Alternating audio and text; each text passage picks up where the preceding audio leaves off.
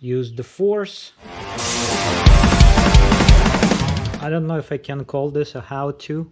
Probably could. But it would make for a really short, the shortest how-to ever. But it's a useful one. So these rubber bushings that BMW uses on floating caliper design,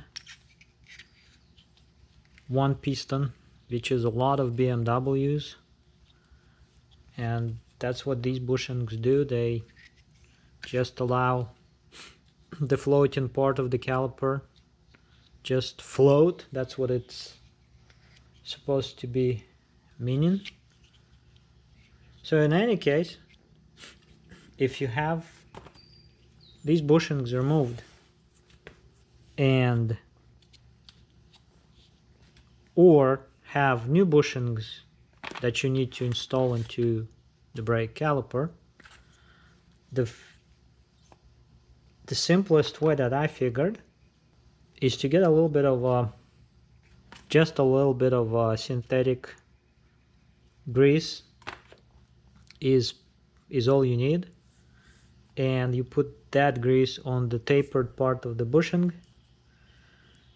You don't need any tools to do this job, just your fingers, and you have to push this bushing from the inside out. If you try to press this bushing or install this bushing from the outside in, that would be a little bit unconventional, but with the taper it fits into the hole just like so, and you just push it and it slides all the way, comes out, locks in place.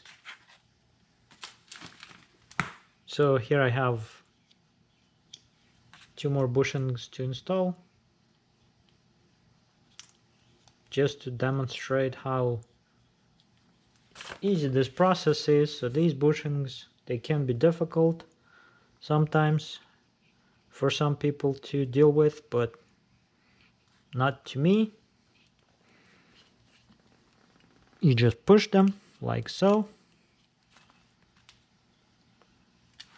So the same happens to this bushing.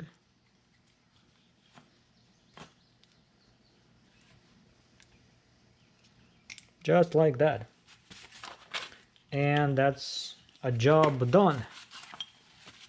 You really don't need any of that grease on the outside, but you have to apply some of that lube grease on the inside of the bushings, and that way you can assemble the rest of the brake caliper by sliding. All these are new, naturally are tight, so you really have to use the force. That is one, I shouldn't say full assembled brake caliper, but because I still have to install the brake pads and so on. And that is how you install these rubber bushings into the floating type of a design of brake calipers on BMWs. My workplace is a mess.